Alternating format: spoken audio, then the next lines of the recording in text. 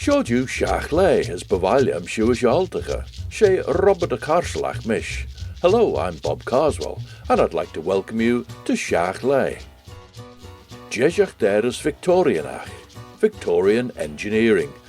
It has a reputation for being built to last. That's certainly been the way with the Great Laxey Wheel, opened in 1854, and the sailing vessel, the Star of India, launched as the Euterpe from Ramsey shipyard in 1863.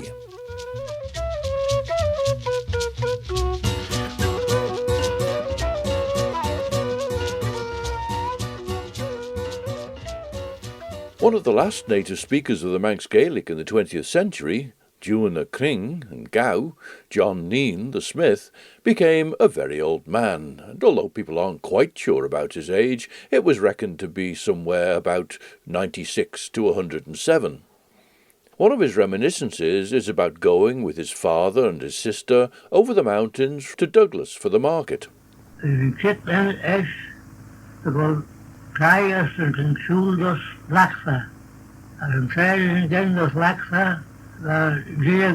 Tegal Donio was een bol nean en talonian wat grij.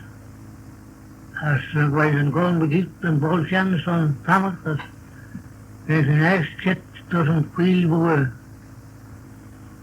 Als een diagam ken de laat de Donio wat gaat geestman bij. Als we gies begiet, we ons vasten. Als we gies hoorlijk begieten, willen wij gaan aan kwielboer. Wil je ons haast die kort de vasten dat kan je denken. Als we gies begiet, nu gaan jaren, we gaan mooi in de nieuwe niet, en boven het rijden jaren. And in that reminiscence, John Neen was telling us that his father knew of and met with and spoke with Robert Casement, who told him about the Laxey Wheel and the castings for it.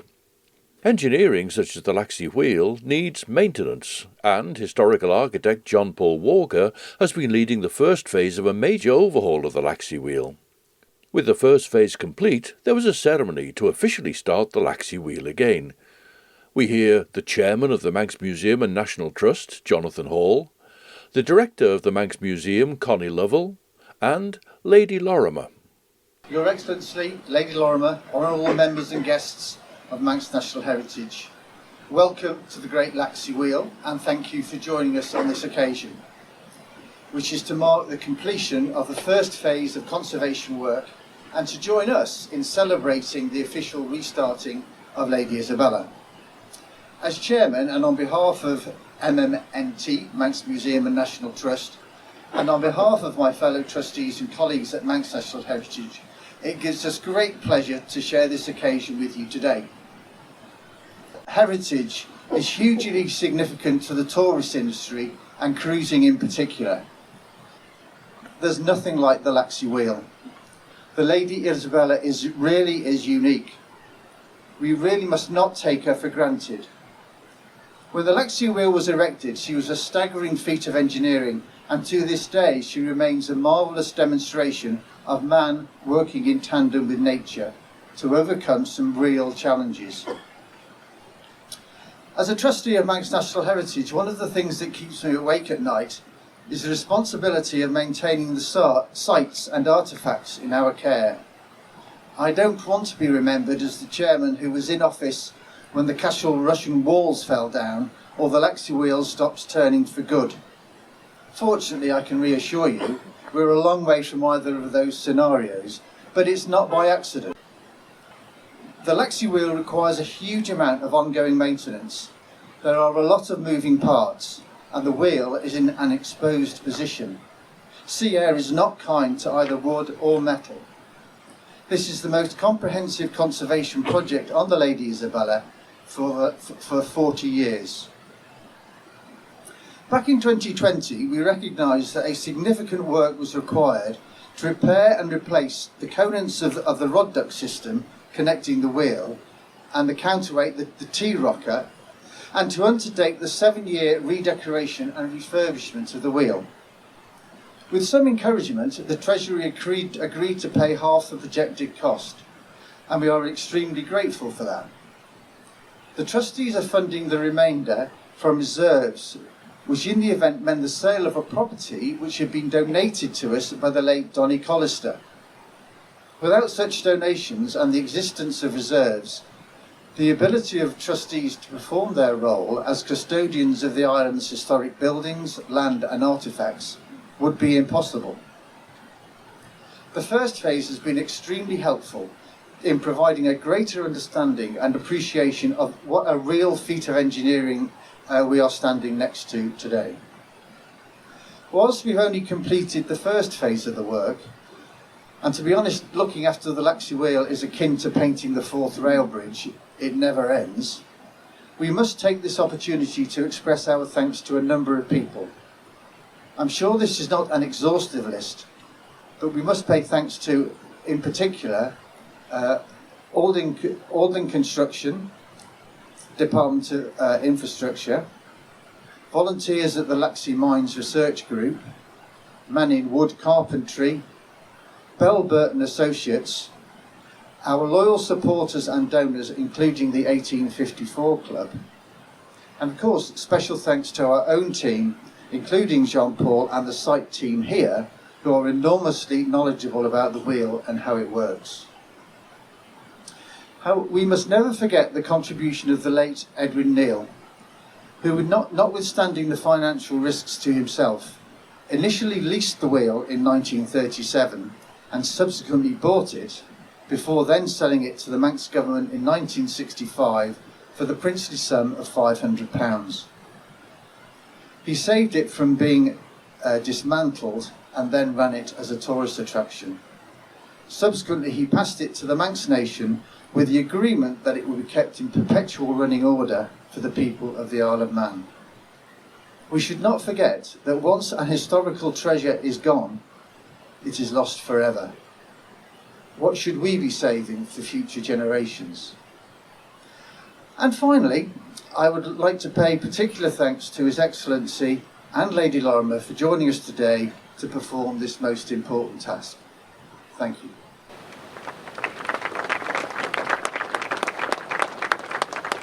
Thank you, Jonathan. And thank you, Lady Lorimer and Your Excellency, for coming along and joining us today. And thank you, Jonathan, for highlighting the significance of our heritage. Before I hand over to Lady Lorimer, I'd like to just say a few words about the timing of this event today, and to also further emphasise the importance of the Lady Isabella, not just as an iconic landmark, something of immense importance to the history of the Isle of Man, but also the significant contribution that she makes to today's visitor economy and the enormous pleasure that she brings to all who visit, and that's from near or far.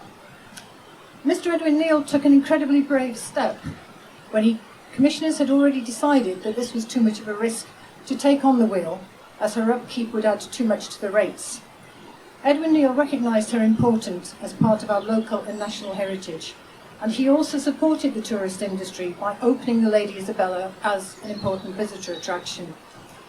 This amazing feat of engineering has become an iconic landmark and a very popular visitor attraction.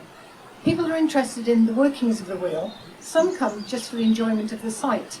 Some come for the pleasure, yes pleasure, of climbing the stairs right to the top and looking at the views. And some simply come to have their photographs taken.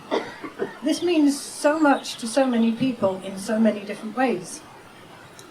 Jonathan mentioned heritage excursions from cruise ships, and that resonates with a recently published report from the Orkneys. In that report, it said that just under 50% of all of their cruise ship passengers chose that destination simply because of its heritage. And this year they're getting about 180,000 passengers. So nearly 100,000 people are going on cruise ships to the Orkneys just for their heritage.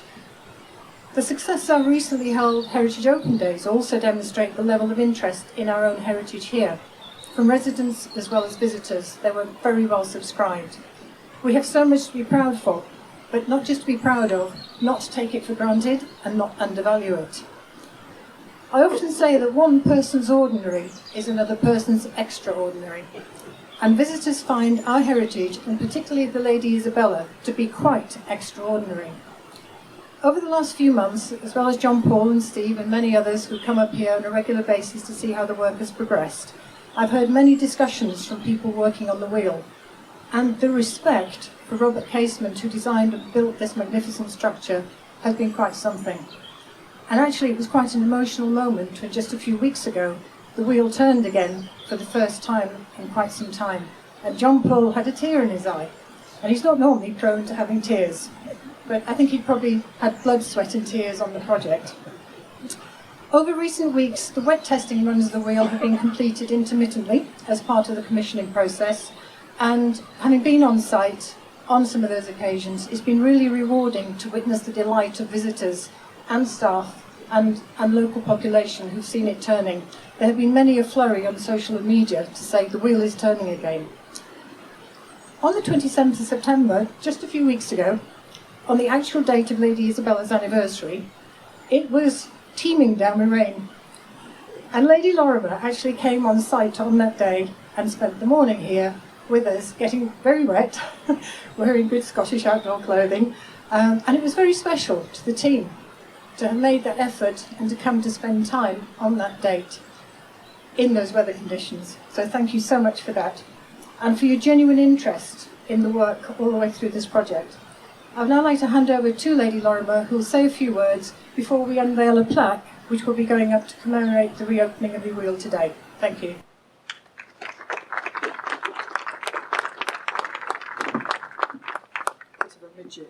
Ladies and gentlemen, I feel truly honoured to have been asked to open the restoration phase on the wheel today. I read recently that Lady Isabella Hope said at the opening, let's dam the waters, blast the mines, turn on Great Wheel, may your life be energetic and strong. And, you know, I stand here, and if I take myself back to that time, how important was the wheel for Laxey? You know, the men and the families that put their trust in her to keep them all safe. And so Sir John and I have been fascinated to follow this restoration phase. And as Connie said, we donned our hats and went up inside and managed to talk to some of you who've been working on her, and also to hear some of the unexpected difficulties you had, which has accounted for some delay. But it was with great excitement that I was asked back on the 27th, 168 years later, for what it said on my piece of paper at Government House was a wet test, brackets, dry run. And as Connie said, it was anything but dry. It was pouring, and I didn't realise that I was undergoing the wet test as well as Lady Isabella. But I got up, undid the wheel, we got to the top, and we had a long wait as the buckets gradually filled with water. And, you know, there was an air of anticipation, and then suddenly she started to move, and then she stopped. And we had to wait further for more buckets to fill up. And she started to turn so quietly, and there was a sort of air of relief, but also it was very emotional that the Laxey Wheel was now turning again. And I'm sure that Lady Isabella Hope, if she could have looked into the future, would have been delighted that after the mines had closed, this iconic wheel would keep turning in its new role as has already been said, as an iconic heritage site with visitors from all over the world. And so I think the best thing for me to say is, even though we now don't need to dam the waters or blast the mines, I'd like to just pinch part of her quote and say, turn on, Great Wheel, and may your life continue to be energetic and strong. Thank you.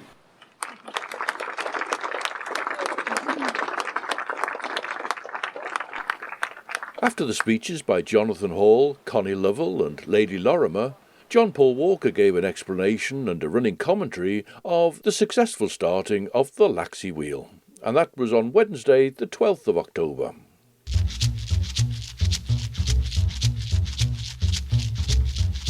As nish vai Laxa muhui gus Ramsey. Tashna chlash en rosh nish on Shiaght Laa mechan William Kinnish, van a friendeis ons trogelbeden ons doelish rosh mejache gus koloch ons Ramsey. Version troggle beden as foy. Ach, for cochle chits jach on, as we schliggen gulle junno as jarn. As rennen koloch ons rumsa gol taiach de sen. Va schlig junnit ons rumsa bun a she feet blain de henne. A she shente jit de veen bij de shinne a schlig jarnegge de fos gol en chien. The Ramsey Shipyard Company of Gibson, MacDonald and Arnold launched a vessel in 1863, and it was a three-masted, square-rigged ship called the Euterpe. In 1901, the aft mast was reconfigured to be a sail hoisted fore and aft in a bark rigging, though the other two masts were and are still square-rigged. In 1906, the Euterpe was renamed the Star of India, and today that Ramsey vessel forms the centerpiece of the San Diego Maritime Museum in California. The story of the Euterpe, the Star of India, is to be told in a musical version by the Ramsey theatre group Cloiederyn. I asked writer and producer Heather Ruffino how it came about. Back in 2013, with me being running the Cloiederyn Northern Theatre, the 150th anniversary come up for the Star of India that was built as the Euterpe in Ramsey shipyard, and this is 2013, as I say. So we were asked, would we do, as part of the exhibition, an enactment. So we did. Alan Gannon narrated it, and I did wrote a little script, and our cast put a little enactment through, and then I wrote a song for the end. But I always thought, there was a seed in my head, there's potential for a musical. So I thought maybe down the line. And then I approached Marilyn Cannell, who is a whiz, and we teamed up, and Marilyn's great with writing music and lyrics, and I like writing lyrics, and now it's come to fruition. So here we are with a musical version of the story of that wonderful ship. So what aspects of the story have you taken then, and what's the basis of it? Well, the basis of it is I've taken out some of the more prominent parts off the story. It starts in Ramsey in the shipyard, and the men are asked, would the boss of has been asked, would they consider building now this iron-hulled ship? And they were a bit daunted about this, and she's 205 foot long. So it resulted that they did, and it was built for this company, Wakefield Nash, in Liverpool. And I think they traded with jute and that kind of thing. So the success of this ship, they managed to build it, no machinery and everything in those days, and they did a fantastic job. And then there was the launch scene. So we've got the men being broken the news about that, about building it. Then it moves on to the launch scene and great celebration and all that kind of thing. And there was a funny little thing about it. It's actually been recorded that the bishop was one of the guests. And he liked his vino, he liked a bit of a tiddly session, and he got rather inebriated, and the curate hid him behind a wall or a bush, because they were quite embarrassed about the bishop, and nobody knew where the bishop had gone. And then after all the celebrations, they all disappeared, and the bishop was left behind and forgotten. So he comes wandering onto the stage, as it is. But after the launch, it also depicts the life of Ramsey and what it was like. There's the fishermen and the wives and the general life of Ramsey in that time. So there's also something for the fishermen as well. So we have songs about that. And then it moves on. It's about the crew, the first crew on a maiden voyage with Captain Story, who got the post. They got unruly and drunk, and as a result, they crashed into a Spanish brig. And so they were slung in jail and everything. So Captain Story kept his post, and his second crew, they hit bad luck again on their second voyage. There was a lot of sickness about, and then poor Captain Story got very sick, and he ended up kicking the bucket and buried at sea. So it's all that goes on. Then there's the emigrants that sail on the ship and how they get on. And there's also, near the beginning, there's about the Euterpe Bell, and there's a song about the Euterpe Bell with Grandpa, which is Alan Gelling, and the kids. And then there's also the story then. He tells them about the figurehead and why she was called Euterpe, because it's the Greek goddess of music and lyrics. And then there's a little mythical scene where it's supposed to be the figurehead comes to life, and there's a dance by a wonderful young lady. She's very graceful, and she does a lovely dance as the figurehead. it's narrated sort of like a docu thing. There's the fisherman and the two sisters. The two sisters are, one lives in San Diego where the ship is. So she's so interested in the ship and loves it, and she comes over to visit her sister in UK, and they come over to see where the ship was built, and they meet this fisherman, which is Alex Allenson, and he and them, they sort of go in and out of the story, setting the scene for each time it comes on. And the final is just a lovely, happy finale with everything. And we've got a little guest appearance on set for the finale with the final song. I think some of the Ramsey lifeboat crew are coming up, and Coast Guards, and it's just snowballed. It's lovely. We've got delegates coming over from San Diego.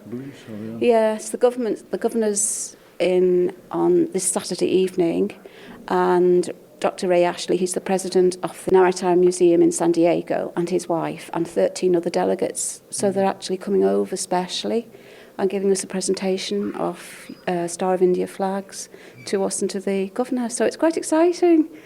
So yes, I mean, it's such an eventful career of the ship itself, and of course you've covered so many of them. But it's going to be quite adventurous, isn't it? Covering the likes of mutiny on board with the first crew and so on the stage. Yes, it is, and the songs are quite raucous and sea shanties, and then there's a ballad where poor Captain Story dies. There's it's like sort of folky and raucous as well. It's just been something of a pleasure to do, because it just spoke a proper story for Ramsey, because it's Ramsey history, it's Manx history, as you know, it's such a famous ship, and yet it's something that Ramsey is very, very, it's Ramsey's history. And she's just a wonderful ship. She goes out on licence annually because she's got no technology whatsoever on board her, and it's absolutely fantastic. And I've got the chance, they've invited me to go and sail on her next year, so I'm very excited. So yeah, are you saying about the model from the Manx Museum as well? That's right. Yeah. Yes, that's wonderful. They've actually trusted me to have the loan off the model. It's a scale model off her. And it's going to be on display in St Paul's Hall during the duration of the show, so that people can see what she looks like. But it's a wonderful scale model. But we're not sure, even that the museum would like to know, does anybody know who actually made the model itself? There's the information about it, but it's not the fact that we don't know who actually, because somebody's bound to say who made the model, and we don't know. So it would be interesting if anybody could come up with that information. So people will get a chance to come along and watch the performances, not just this weekend, but next weekend as well. Well, it's this Friday, the 14th, evening performance 7:30, and then Saturday we have a matinee at 2 o'clock and an evening performance at 7:30. That's this Saturday. The following weekend is the same, the 21st and the 22nd. Evening on the Friday, matinee and evening on the Saturday. The tickets are on sale in the Bridge Bookshop in Ramsey in Parliament Street. You can pay at the door as well, but if you buy the ticket, you are guaranteed a seat. And you can book with me if anybody wants to give me a ring. It's 437-904. We do have easy access for wheelchairs. The tickets are full adult is £8.50, and there's a concession rate of £6.50, and that's for senior sits, children 12 and under, and also disabled as well. Heather Ruffino, whose idea it was to bring together a musical presentation about the Euterpe, Star of India, and she's written and produced the presentation in collaboration with musician, composer and lyricist Madeline Cannell, and that can be seen this weekend and next weekend as well.